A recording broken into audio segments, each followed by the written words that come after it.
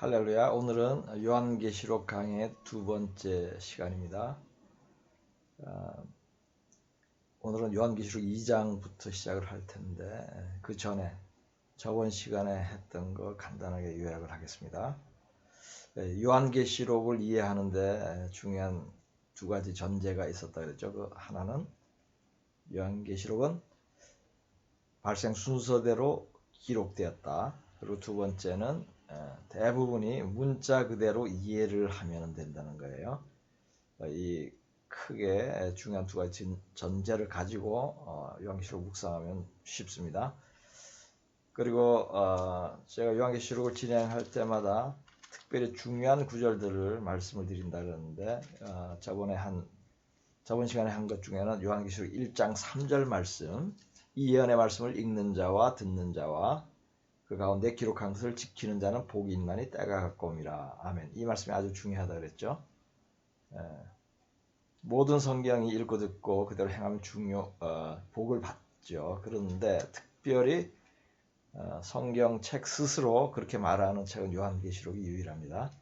그래서 요한계시록을 열심히 지금 묵상을 해야 되는데 또 다른 이유는 때가 가깝기 때문이에요. 이 때라는 것은 마지막 때죠. 지금 마지막 때가 가깝죠. 지금 요한계시록을 강의를 듣고 있으신 분들은 그래도 때가 가까운 것을 인식하고 또 준비를 하려고 하는 분들이 또 요한계시록을 배우는 경향이 있습니다. 그래서 지금 이 설교를 듣고 이 강의를 듣고 있는 모든 분들 때가 가까운 것을 알 것이에요. 그러므로 더욱더 열심히 공부를 해야 되는 것이 요한계시록입니다. 그 다음에 1장 7절 말씀이 아주 중요하다 그랬죠. 이것이 휴거예요. 그러니까 요한계시록이 예수님의 재림과 예수님이 다시 오심과 그 심판에 관한 내용인데 휴거 장면이 1장에서 보이고 있습니다. 볼지어다 그가 구름을 타고 오시리라. 각 사람의 눈이 그를 보겠고 그를 찌른 자들도 볼 것이요 땅에 있는 모든 족속이 그로 말미암아 애국하리니 그러하리라. 아멘. 이것이 마태복음 24장 30절 말씀하고 동일한 내용이죠. 그런데 여기서 좀 특별한 것은 각 사람의 눈이 그를 보겠고 그를 찌른 자들도 보겠다. 찌른 자들은 유대인이라 그랬죠. 유대인과 이방인들을 구분해서 지금 말씀을 하고 있다는 것이에요. 그래서 그런 중요한 의미가 있습니다. 그리고 2장에서는 이제 7교회에 보내는 편지에 관한 내용인데 7교회에 보내면 온 세상에 있는 교회에 다 보낸 거예요. 7은 완전수라 그랬죠.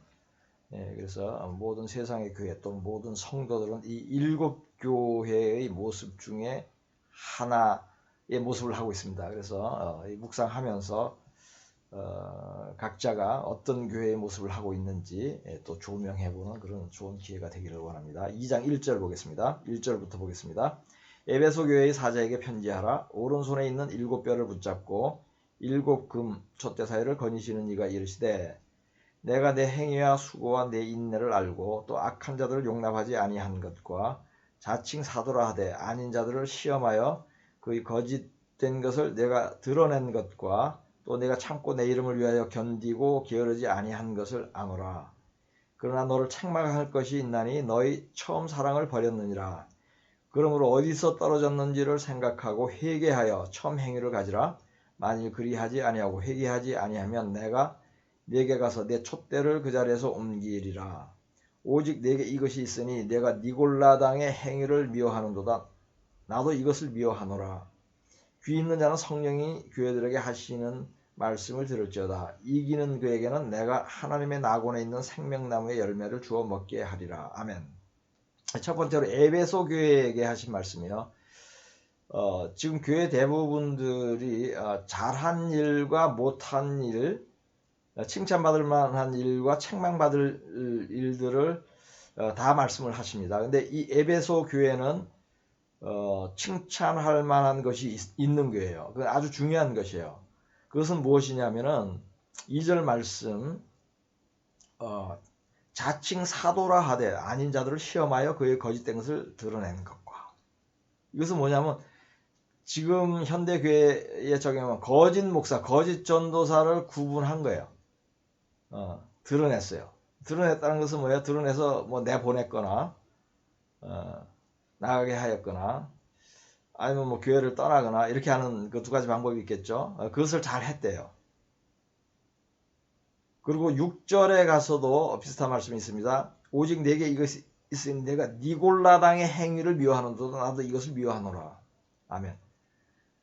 여기서 니골라당이라는 것은 쉽게 말하면 성경을 잘못 가르치는 그런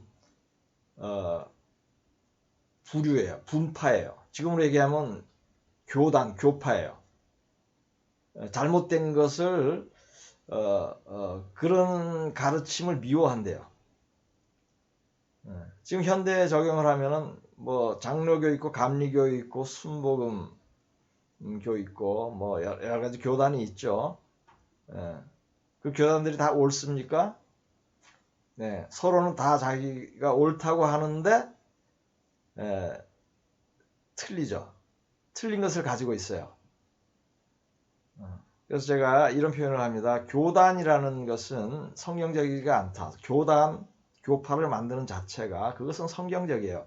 만들지 않는 것이 성경적이라는 얘기예요. 성경에 이런 얘기가 있죠. 나는 게바에게라, 나는 바울에게라, 나는 아볼로에게라. 이렇게 말하는 것이 적절치 않다고 사도 바울이 가르쳤잖아요. 성경에서. 그것이 지금 현대에 적용을 하면 나는 장로교라, 나는 감리교라, 나는 성결교라, 나는 침례교라 하는 것이 적절치 않다는 뜻이에요. 그 쉬워요. 복잡한 문제가 아닙니다. 왜냐하면 그들은 서로 배타적이에요. 배타적인 것이란 말이면 진리 안에서는 배타적일 수가 없죠. 그래서 배타적인 것을 보여주는 것 중에 하나가 장로교단의 목사는 감리교단의 목사가 될 수가 없습니다. 다시 뭐를 좀 배워야 돼요. 그렇게 하고 싶으면. 감리교단에 필요한 그런 학습이 있어요. 그러니까 거기서 벌써 틀린 거죠. 감리교단에서 예를 들어서 장로교 목사가 되려고 해도 그런 과정을 거쳐야 돼요. 그냥 목사였기 때문에 다른 교단에서도 목사할 수가 없어요. 이것 또한 서로 다른 것, 그리스도 안에서 다르다는 뜻이에요. 그것을 분간했다는 거예요. 에베소 교회는. 에베소 교회는 니골라당의 행위를 미워하노라. 저는 장로교에서 오랫동안 신앙생활을 했습니다. 저희 부모님, 조부모님 다 그래요. 한국은 한 70%가 장로교예요. 그랬는데 어렸을 때부터 그랬어요. 너는 구원 받았대. 왜냐하면 한번 예수를 주로 영접했기 때문에 평생 구원 받은 거라 그랬어요. 전 그렇게 믿고 오랫동안 신앙생활을 했어요. 근데 제가 성령을 받고 성경을 스스로 읽으면서 그것이 틀리다는 것을 알았어요. 그 장로교의 대표적인 가르침. 한 번 구원은 영원한 구원이다. 물론 장로교에서도 이것이 틀렸다고 해서 가르치지 않는 목사들도 있긴 있어요. 근데 대부분은 교단이 이러한 그 가르침 속에 있기 때문에 그것을 따릅니다. 이것이 뭐죠? 니골라당이죠. 그런 면에서 니골라당이에요. 한 번 구원은 영원한 구원을 가르치는 그런 교회, 그런 교단은 니골라당입니다. 그래서 그렇게 가르치는 교회가 있으면 어떻게 해야죠? 여러분 마지막 때 급히 나와야죠. 함께 있다가 같이 멸망합니다. 그래서 이 에베소 교회가 칭찬받을 만한 것은 아주 중요한 거예요. 거짓 목사 드러냈고 그 다음에 거짓 가르침이 무엇인지를 분별하는 거예요. 그러니까 이 교회는 뭐예요? 특별히 영분별의 은사가 있는 교회예요. 영분별이 쉽지 않습니다. 특별한 은사가 없으면요. 아니면 특별한 은사를 가진 그러한 주의 종의 가르침을 받지 않으면요. 영분별 못합니다. 그래서 미혹되는 거예요. 그런데 이들이 왜 영분별을 잘하는 은사가 있느냐? 여기 나와요. 4절에요. 그러나 너를 책망할 것이 있나니 너희 처음 사랑을 버렸느니라. 여기서는 회개할 것이 처음 사랑을 버렸대요. 언제 하나님을 아주 사랑하게 되죠? 성령 받은 거예요. 물과 성령으로 거듭나잖아요. 그럼 하나님을 아주 사랑하게 돼요. 그런데 세월이 지나면서 말씀과 기도에 열심 안 하고 또 거룩한 삶을 살려고 안 하고 전도에 열심을 안 하잖아요. 그러면 이 사랑이 식어집니다. 사랑이 식어진다는 건 신앙이 식어진다는 거예요. 그래서 지금 어떻게 됐냐면은 구원받을 만한 믿음이었는데 처음에는 지금은 구원에 이를 만한 믿음이 못 될 정도로 믿음이 없어졌다. 이렇게 보면 되는 거예요. 에베소 교회는. 그럼에도 불구하고 한때 성령을 받았기 때문에 그리고 또 2절에 보면 2장 2절에 내 행위와 수고와 내 인내를 알고 그러니까 인내하면서 신앙생활을 열심으로 열정적으로 한 교회예요. 처음에는. 그렇기 때문에 그때 성령을 받고 성령 충만해서 우리가 성령을 거듭났기 때문에 그 은사가 들어온 거예요. 무슨 은사? 거짓 목사를 분별할 수 있는 은사를 받은 거예요. 이거 아주 중요한 것입니다. 그래서 이 에베소 교회는 또 책망을 받는데 옛날에 뜨거워졌다가 지금 식어진 사랑이 뜨거웠다가 하나님에 대한 사랑이 뜨거웠다가 식어진 것을 회개하라는 거예요. 그렇지 않으면 어떻게 한다 그러죠? 네 촛대를 그 자리에서 옮기리라. 촛대가 무슨 뜻인지 알죠? 촛대는 교회라고 돼 있죠. 7촛대는 7교회니 이렇게 하잖아요. 그러면 내 촛대를 옮긴다는 것은 교회 자리를 옮긴다는 의미가 아니라 그랬죠. 성령은 교회를 지배하는 분은 성령이죠. 성령이 떠나겠다는 얘기. 하나님이 떠나겠다는 얘기예요. 내 촛대를 옮기겠다는 것은. 회개하지 않으면. 그럼 이제 니골라당의 가르침이 뭐냐? 이것은 이제 뭐 어떤 주석이나 이런 거 참고서를 보면 이렇게 나와요. 영지주의라고 하는데 영은 매우 중요한데 육체는 중요하지 않다. 우리 영혼이 구원받는 것이기 때문에 육체는 중요하지 않아요. 그래서 육체는 좀 타락한 짓을 해도 돼. 라는 그런 가르침이에요. 그게 니골라당.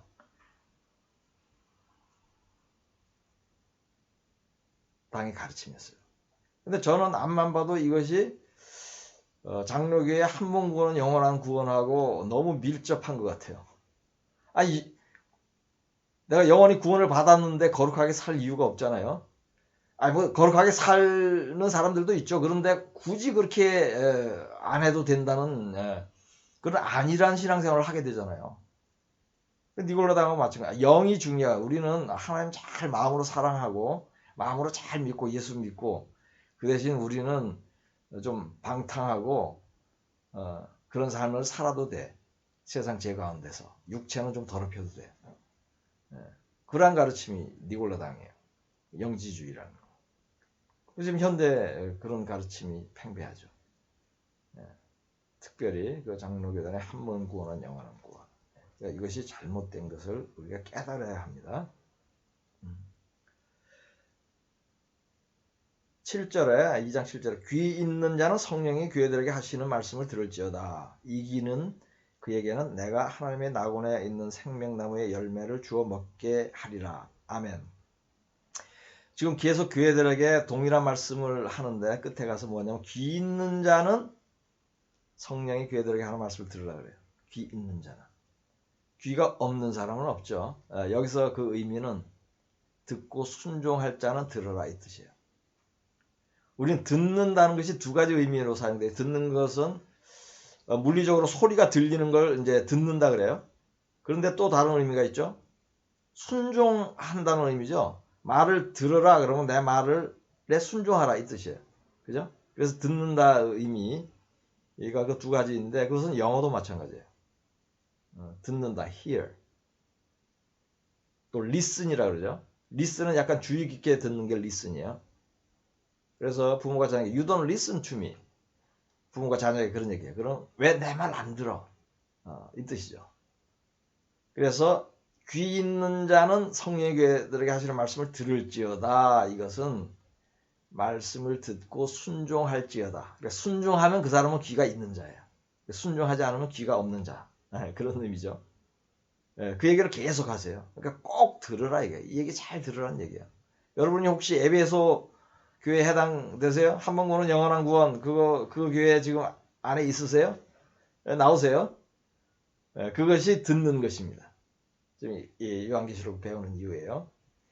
그리고 또 반복된 말씀이 나오는 게 이기는 그에게는 생명나무의 열매를 주먹게 하라. 이기는 그에게는 구원받게 한다는 거예요. 그래서 여기는 무슨 의미가 있냐 하면 신앙생활은 전쟁이다. 이기고 지는 것은 전쟁, 전투, 싸움에서 사용하는 단어죠. 그러면 누구한테 이기는 거예요? 마귀에게 이기는 거예요. 미혹하는 자들에게 미혹당하지 않고 이기는 거예요.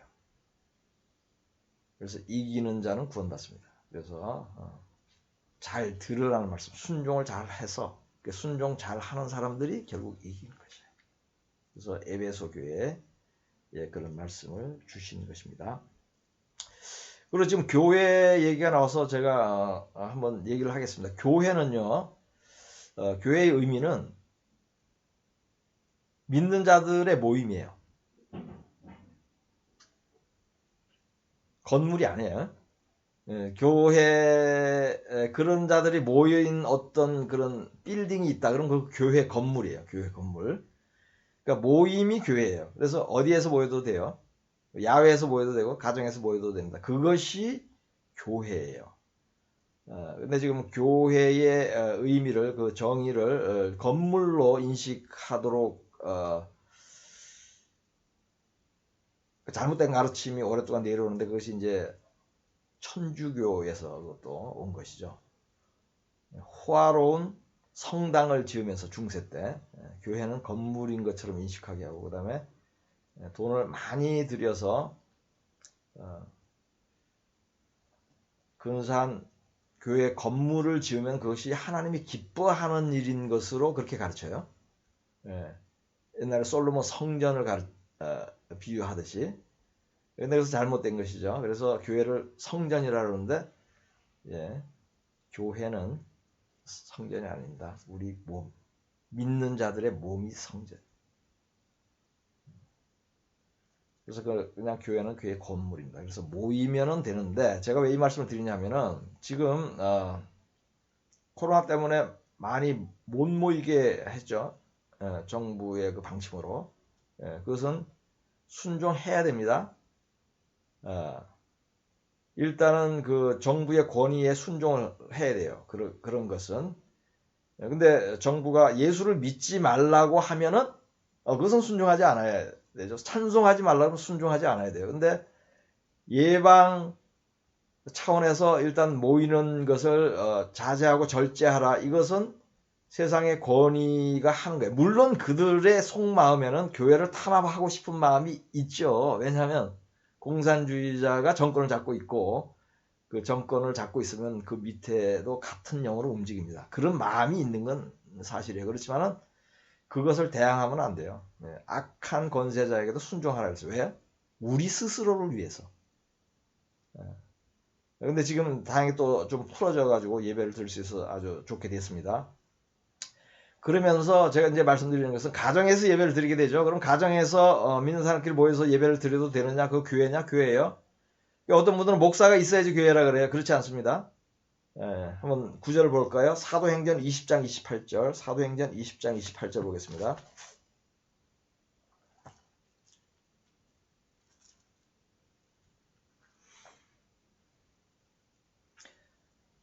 사도행전 20장 28절. 여러분은 자기를 위하여 또는 온 양떼를 위하여 삼가라. 성령이 그들 가운데 여러분을 감독자로 삼고 하나님이 자기 피로 사신 교회를 보살피게 하셨느니라. 내가 떠난 후에 사나운 이리가 여러분에게 들어와 그 양떼를 아끼지 아니하며 또한 여러분 중에서도 제자들을 끌어 자기를 따르게 하려고 어그러진 말을 하는 사람들이 일어날 줄을 내가 아노라. 아멘. 여기서 여러분은 누구냐면요. 지금 장로들이에요.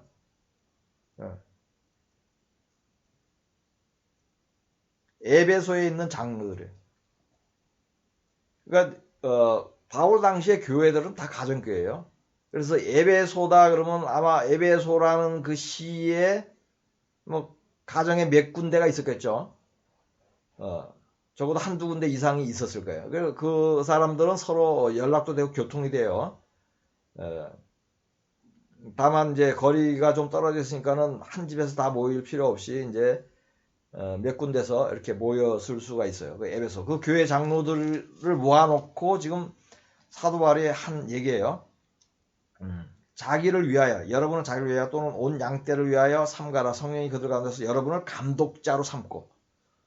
그 소위 우리는 이제 평신도란 단어를 써요. 저는 그것을 별로 좋아하는 단어는 아닌데 일단 구분하기 위해서, 목회자와 구분하기 위한 단어로 평신도라는 말을 씁니다. 그래서 장로도 평신도라고 구분하죠. 그래서 여러분이 집사로서 가정교회, 가족들끼리 모여서 예배를 드리면서 설교도 하고 또 말씀 전하고 또 찬양하고 예배 끝나면 나누고 하는 거 그 지극히 성경적이에요. 그러니까 뜻을 같이 하는 이웃이나 친한 사람이 있다. 그래서 한두 가정이 더 왔다. 몇 사람이 더 왔다. 좋아요. 그분이 리드하면 돼요. 브리스기아와 아굴라도 평신도였죠. 그런데 그 공력이 아볼라 목사를 데리고 와서 가르칠 정도였어요. 그런 분들이 있어요. 많은 목사님들이 그렇게 공력이 강하지 않습니다.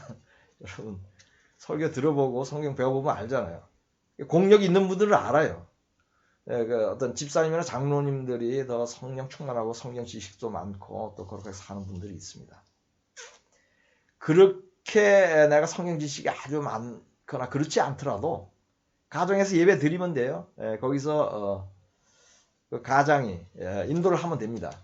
그래서 가정교회는 성경적이다. 목사가 없어도 교회를 이룰 수 있다. 이것은 성경적입니다.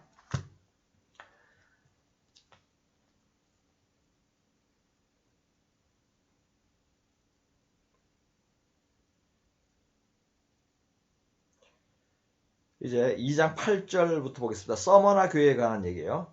서머나 교회의 사자에게 편지하라. 처음이며 마지막이요 죽었다가 살아나신 이가 이르시되 내가 내 환난과 궁핍을 알거니와 실상은 내가 부유한 자니라. 자칭 유대인이라 하는 자들의 비방도 알거니와 실상은 유대인이 아니요 사탄의 회당이라. 너는 장차 받을 고난을 두려워하지 말라. 볼지어다 마귀가 장차 너희 가운데에서 몇 사람을 옥에 던져 시험을 받게 하리니 너희가 10일 동안 환난을 받으리라. 네가 죽도록 충성하라. 그리하면 내가 생명의 관을 내게 주리라. 귀 있는 자는 성령이 교회들에게 하시는 말씀을 들을지어다. 이기는 자는 둘째 사망의 해를 받지 아니하리라. 아멘. 지금 서머나 교회는요. 회개하라는 말씀을 안 들은 두 교회 중에 하나예요. 7교회 중에 5교회는 회개하라는 말씀을 들었는데 두 교회만 안 들었어요. 그 교회 중에 하나가 서머나 교회입니다. 근데 이 교회의 특징은요, 되게 경제적으로 궁핍해요. 내가 내 환난과 궁핍을 알거니와 실상은 내가 부유한 자니라. 이것은 뭐냐면요, 이 사람들이 당하는 환난은 아마도 궁핍해서 당하는 환난인 것 같아요. 다른 환난도 뭐 있을 수 있는데, 그럼 이것이 우리 1960년대 교회들이에요. 한국으로 따지면. 극소수 빼놓고 모두 가난했어요. 1960년대. 50년대 말할 것도 없고 전쟁을 통해 50년대, 60년대. 그때 교회들. 그때는 정말로 목사도 가난하고 성도도 가난하고 그래서 그 성미 갖다 줬어요. 그 목사님이 그거 먹고 겨우 그러니까 최저 생계비로 살았어요. 목사님들도 많은 경우, 많은 성도들도 그랬고 그래서 농사지은 거 갖다 드리고 하면은 먹고 그랬어요. 그럼 지금은 어떤 교회들이냐? 제3세계 교회들이죠. 아프리카, 많은 교회들, 또 남미, 대표적인 그 가난한 지역이죠. 그 교회들이에요. 근데 하나님께서 뭐라고 하죠? 실상은 내가 부요한 자니라. 이건 무슨 뜻이에요? 믿음이 부요하다는 뜻이에요. 이 경제적인 상태와 믿음의 상태는 반비례하는 경향이 있습니다. 꼭 그렇다는 건 아니에요. 성경적이에요. 출애굽한 이스라엘 백성들에게 하나님이 그렇게 얘기를 하죠. 너희가 가나안에 들어가서 나중에 배불러지면 나에게서 돌아설 것이다. 돌아설지도 모른다 이렇게 얘기하지 않아요. 영어로도 you will turn away 뭐 이렇게 표현되어 있어요. 네. 그래서 지금도 경제적으로 어려운 사람이 있습니다. 지금 한국에도 있어요. 미국에도 있습니다. 근데 완전히 굶어 죽을 정도는 아니라는 것이 이때와 좀 차이가 있어요. 그렇지만 매우 궁핍하고 우리가 도와줘야 되고 그 가련하게 사는 사람들이 있기는 있어요. 한국에도. 그래서 그런 사람들을 도와줘야 되는데 그런 사람들은 보면은 예수를 믿게 되면 잘 믿어요. 하나님이 은혜를 좀 베푸시는 면이 있습니다. 가난한 자들에게. 가난한 자의 하나님이란 말을 제가 자주 하는데 성경에는 하나님이 가난한 자 편에 서서 많은 말씀을 하세요. 실제로. 그래서 이 서머나 교회는 우리나라가 아주 어렸을 때 그 대부분의 교회가 이 서머나 교회였어요. 1950년대, 60년대. 그리고 지금 제3세계 교회. 자칭 유대인이라 하는 자들의 비방도 알거니와 실상은 유대인이 아니요 사탄의 회당이라. 아멘. 이 말씀은 유대인, 인종적으로 유대인이 아닌 사람이 유대인인 척 한다는 의미가 아닙니다. 유대인인들인데 사탄의 회당이라는 거예요. 왜? 초대교회 때 교회를 핍박한 자들이 누구죠? 이방 사람들이 아니에요. 유대인들이에요. 사도 바울을 아시아까지 쫓아가면서 회방을 하죠. 네, 그러니까 악하니까 사탄의 회당이다 이렇게 얘기를 한 거예요. 특별히 유대인이 아닌 사람이 유대인인 척하면서 악한 행위를 했다는 의미는 아닙니다. 제가 왜 이 얘기를 하냐면은 이것을 문자 그대로 받아가지고 유대인이 아닌데 유대인인 척하는 그룹이 뭐 어디에 있대요. 동부 유럽인가 어디에. 네, 그래서 뭐 거기 선교를 간다는 그런 얘기를 제가 어떤 성도한테 들은 적이 있는데 네. 이것은 뭐냐면 사실 그 사람은 정치인이라고 하지만 실상은 도둑놈이야. 뭐 이런 표현하고 정치인들이 다 그렇다는 얘기는 아닙니다. 근데 그런 표현을 하잖아요. 네. 그런 비유로 한 표현입니다.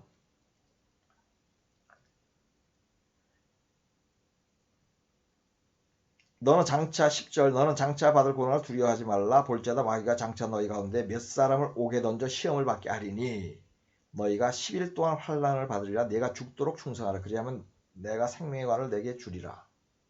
여기에서 제가 처음에는 몰랐는데 나중에 좀 깨달은 게 있어요. 이것은 뭐냐면은 장차 마귀가 너희 중에 몇 사람을 옥에 던져서 시험을 받게 한대요. 그러니까 예수를 잘 믿고 있는데 어떻게 시험을 당해가지고 옥에 갇히는 경우가 생기는데 여기서 제가 주목하는 것이 기간이에요. 저는 날짜, 숫자, 기간 이런 데 좀 민감한 편입니다. 그 성령께서 그렇게 좀 특별히 민감하게 했어요. 그래서 많이 깨달은 것도 있어요. 그래서 제가 그것을 풀어서 설교도 하고 하는데 10일 동안 환난을 받는데요. 10일 동안. 오랫동안 환난 받지 않아요. 근데 제가 여기서 어떤 감동을 받았냐면은 우리가 짐승의 표를 안 받고 감옥에 갔을 때 우선 감옥에 가죠. 그 다음에 목뱀 당해서 죽습니다. 순서가 그래요. 근데 며칠 만에 죽느냐? 10일 만에 죽는 것 같아요. 그러니까 오랫동안 몇 달씩 갇혀 있으면서 밥도 잘 못 먹고 뭐 고문당하고 막 그렇게 하지 않고 10일 정도 갇혔다가 환난 좀 받다가 목뱀 당해서 천국에 가서 쉬는 것 같아요. 저는 여기서 개인적으로 그런 감동을 받았는데 왜 날짜가 나와 있잖아요. 10일 동안. 그러면서 여기 뒤에 나오죠. 10일 동안 환난을 받으리라. 네가 죽도록 충성하라. 10일 후에 죽는 거예요. 죽도록 충성하라. 그래서 우리가 지금 때가 가깝고 정말로 짐승의 표를 받고 이렇게 할 그 환난의 때가 매우 가깝다고 여길 때 우리가 두려움이 있는 사람들이 있습니다. 근데 믿음은 있는데 그런 목배임을 당할 그런 현장에 끌려가고 하면 두려움이 있어서 예수를 부인할 수 있지 않느냐? 충분히 있어요. 베드로 부인하는 거 봤죠? 12제자들 다 도망갔죠? 예. 그래서 어떻게 된 거 믿음을 잘 지켜야 돼요. 성령 충만해야 돼요. 베드로가 부인한 것도 입으로는 자기는 예수님과 함께 죽겠다 그랬는데 막상 죽음이 오면은 두려움 때문에 믿음을 잃을 수가 있어요. 그래서 여러분 준비를 잘 하셔야 돼요. 성령 충만해야 돼요. 그러니까 베드로는 성령을 안 받았어. 그때는. 그죠? 근데 나중에 성령을 받고 나서 오순절날 성령을 받고 나서는 훨씬 더 담대해졌죠.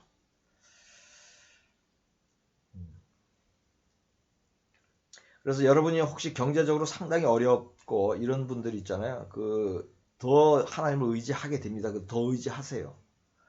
그리고 중요한 것은요. 내가 지금 가진 상황이나 처한 상황에 감사를 하셔야 돼요. 내가 더 없어서 불평불만을 하시면 안 되고요. 내가 가진 것에 대해서 감사를 하셔야 돼요. 그리고 겨울에 겨울 외투 없는 사람은 없을 거예요. 가난해도 지금 경제가 어려워도 그 감사하셔야 돼요. 구약에 보세요. 전당 잡힌 옷도 밤이 되기 전에는 돌려주라 그러죠. 그때는 뭐예요? 그 옷 덮고 자야 돼. 밤에는 날씨가 내려갑니다. 기온이 내려갑니다. 이스라엘 특히 그 일교차 심해요. 그래서 전당 잡혀서도 주라 그래요. 그 외투 한 벌이 큰 재산이었어요. 그 고대에는. 그래서 여러분이 어렵더라도 나에게 그리고 또 지금 건강이 안 좋으신 분들 또 그래도 내가 더 큰 병을 앓고 있는 사람들 또 생각하고 하면서 또 재정적으로 내가 좀 힘들더라도 물리적으로 굶어 죽기까지는 안 하셔요. 그건 하나님 약속하셨잖아. 예수를 믿으면 굶지 않게 한다고. 그래서 그런 처한 것들을 먼저 감사하시고 또 그 궁핍하면 어려운 것도 기도도 간구도 하시고 그렇게 하세요. 그래서 지금 내가 가난한 것이 그 어떤 환란처럼 느껴지죠. 근데 그 환란 고난이 유익입니다. 서문하게 해보세요. 책망받지 않아요. 네가 부유하다 그러잖아요. 오히려 네가 부유해. 믿음이 부유해지는 기회입니다. 여러분 경제적으로 어렵다고 생각하면 부유하게 되십시오. 그리고 11절에 귀 있는 자는 성령이 교회들에게 하시는 말씀을 들을지어다. 똑같은 말씀이죠. 아까 에베소 교회. 그리고 이기는 자는 둘째 사망의 해를 받지 않니라. 이 성경 말씀 그대로 잘 행하라는 거예요. 그리고 이기는 자는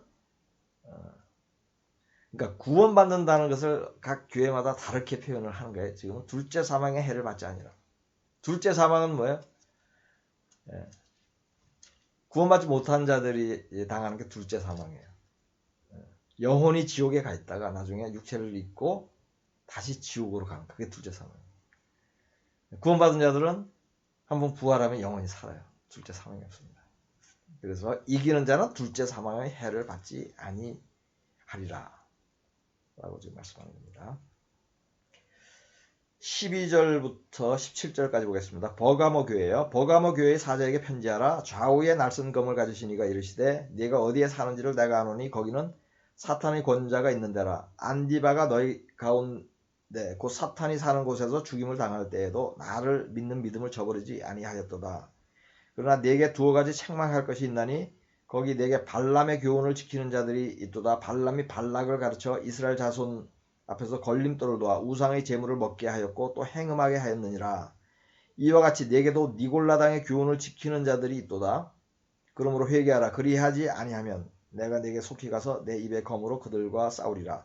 귀 있는 자는 성령이 교회들에게 하시는 말씀을 들을지어다. 이기는 그에게는 내가 감추었던 만나를 주고 또 흰 돌을 줄 터인데 그 돌 위에 새 이름을 기록한 것이 있나니 받는 자밖에는 그 이름을 알 사람이 없느니라. 아멘.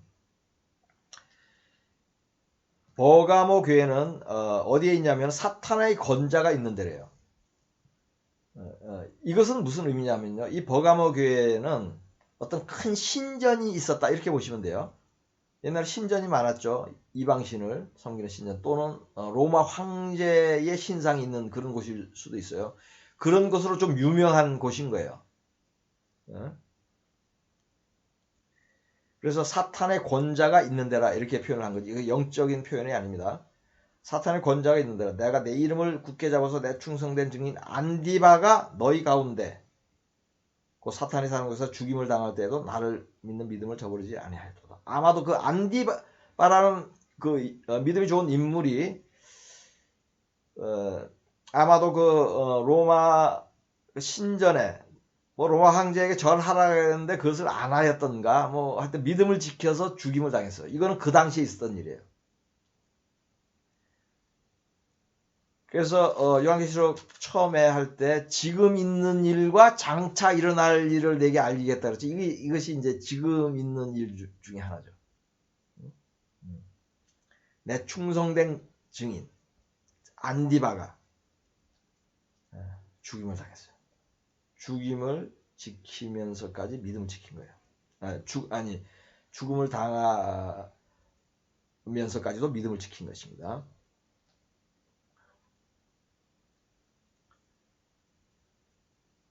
그러니까 이것이 이제 칭찬할 만한 거예요. 이런 버가모교에 이러한 사람이 있었어요. 아주 믿음이 신실한 사람. 그런데 어떤 면에서 책망을 받냐면 버가모교회는요. 거짓 교사, 거짓 목사를 분간을 못하고 용납한 거예요. 이거 지금 한국에 미국도 마찬가지예요. 많은 교회들이 범하고 있습니다. 근데 성도들은요. 자기 담임 목사가 거짓 목사라고 꿈에도 생각을 안 해요. 이렇게 가르쳐도 생각을 안 해요. 우리 교회 목사님은 진짜 목사라고 그래요.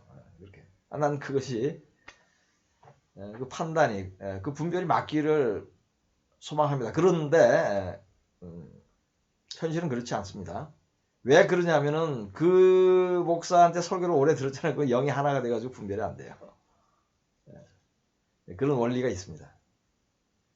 그래서 성경을 잘 묵상하면서 성경 말씀에 비추어서 이제 목사님에 대해서 이렇게 보면은 이것은 뭐 판단하는 게 아니에요. 내가 영을 분별하는 거예요. 분별을 하기 위해서 성경 말씀대로 조명을 하면은 많은 경우 참 목사가 아닐 가능성이 높습니다. 여기 이제 버가모 교회를 보겠어요. 그러나 내게 두어 가지 책망할 것이 있나니 거기 내게 발람의 교훈을 지키는 자리들이 있도다. 이제 발람은요, 돈을 받고 뇌물을 받고 발락으로부터 뇌물을 받고 이스라엘이 멸망할 깨를 내준 사람이에요. 근데 처음에 보면은 발람은 나는 하나님이 주신 말씀만 예언한다 그러면서 계속 가요. 그래서 처음에 쭉 읽으면 발람이 거짓 선지자 같지가 않습니다. 이것이 지금 성도들이 느끼는 것 같아요. 거짓 목사 같지 않아요. 왜냐 성경 들고 항상 얘기를 하잖아요. 성경 말씀을 들고 하니까. 그래서 발람을 제가 이제 거짓 목사에 대해서 가르칠 때에 성경 과목 중에 있습니다. 발람이 저기 거짓 목사 갔냐고 물어봐요. 쭉 처음에 보면 아니에요. 그런데 나중에 뒤로 돌아가면은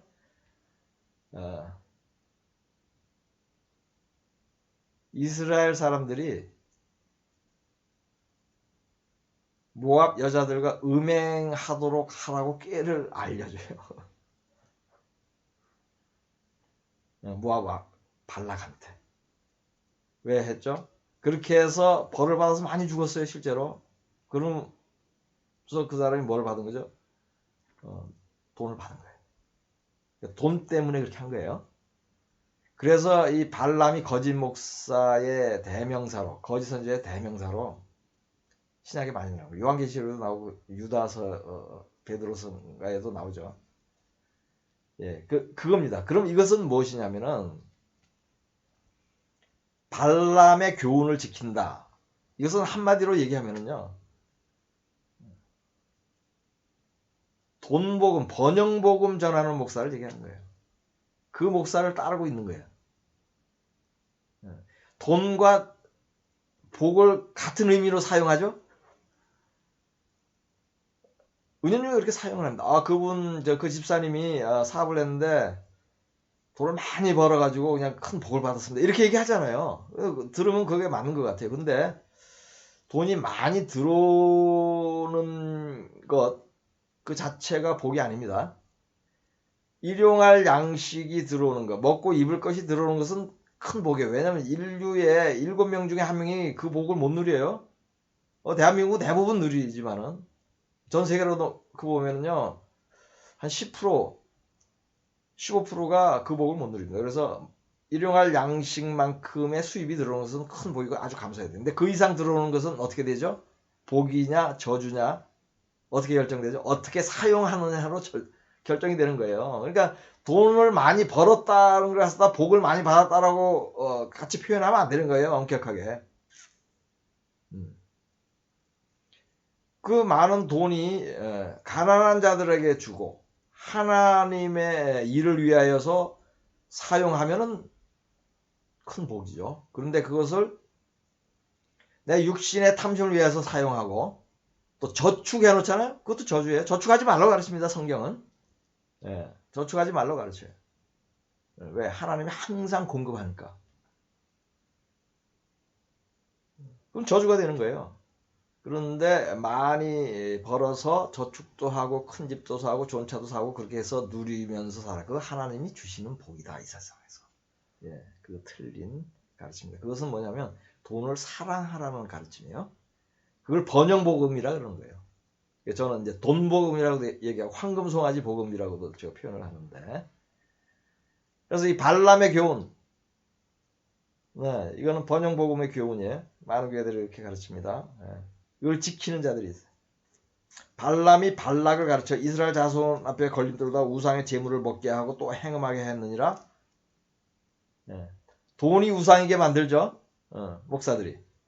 번영복음 돈이 우상이에요. 행음은 실제적으로 물리적인 행음을 했어요. 이스라엘 백성들이. 근데 행음을 한다는 것은 항상 물리적인 행음과 영적인 행음이 동전의 양면처럼 같이 갑니다. 그래서 바알을 음란히 섬기더라 이런 표현을 하죠. 근데 실제로 그 바알을 섬기는 데 가면 여제사장과 매춘을 해요. 그래서 돈을 사랑하는 사람들, 돈을 사랑하는 특별히 목사들은 음란할 가능성도 매우 높다 보면은 그 판단이 틀리지 않습니다. 그리고 15절에 가면 이와 같이 내게도 니골라당의 교훈을 지키는 자들이 있도다. 니골라당은 제가 설명을 했죠. 그 에베소 교회에서. 에베소 교회는 니골라당을 미워한다 그랬어요. 근데 여기 버가모 교회는 니골라당을 좋아한대요. 교단 따라, 교파 따라 틀린 가르침이 섞여 있는데도 그렇게 나눠서 잘못된 가르침을 믿는 거예요. 그러니까 여기는 뭐예요? 영분별이 안 되는 교회예요. 욕심이 많은 교회예요. 돈을 쫓아가고 그래서 발람의 교훈, 니골라당의 교훈을 다 쫓아가는 거예요. 16절에 그러므로 회개하라. 그리하지 않으면 내가 내게 속해서 내 입의 검으로 그들과 싸우리라. 회개. 이건 아주 지금 많은 한국의 교회들 이거 회개해야 됩니다. 회개하는 것은 그러한 목자가 있는 교회에서 떠나는 것이에요. 뭐 쫓아내는 방법도 있지만 그것은 현실적으로 어렵습니다. 물론 기도로 쫓아낼 수도 있어요. 쫓아낼 수도 있는데 어렵습니다. 그래서 떠나야 돼요. 17절에 귀 있는 자는 성령이 교회들에게 하시는 말씀을 들을지어다. 똑같은 말씀이죠. 또 귀 있는 자는 들으라 그러죠. 이기는 그에게는 똑같은 표현을 하죠. 이겨야 됩니다. 우리는. 거짓 목사를 분별해서 떠나는 것이 이기는 것이에요. 내가 감췄던 만나를 주고 또 흰돌을 줄 터인다. 이 만나는 생명의 양식이죠. 영생을 준다는 뜻이죠. 흰돌을 줄 터인데 그 돌 위에 새 이름을 기록한 것이 있나니 받는 자밖에 그 이름을 알 사람이 없느니라. 우리 천국에 가면 새 이름을 받아요. 지금 이름이 아니라 다른 이름을 줘요. 미국 시민권 받을 때도요. 새 이름을 가질 수 있어요. 고쳐서 자기가 원하는 대로 받을 수 있어요. 왜냐하면 이제 신분이 바뀌니까. 한국 시민에서 제가 미국 시민으로 제가 미국 시민권자인데 그렇게 바꿀 때 이름을 마음대로 정할 수가 있습니다. 되게 영어 이름으로 많이 바꾸죠. 그래 오늘은 여기까지 하겠습니다. 버가모 교회까지 오늘 여기까지 하고 이어서 다음에 두아딜 교회부터 다시 시작하겠습니다.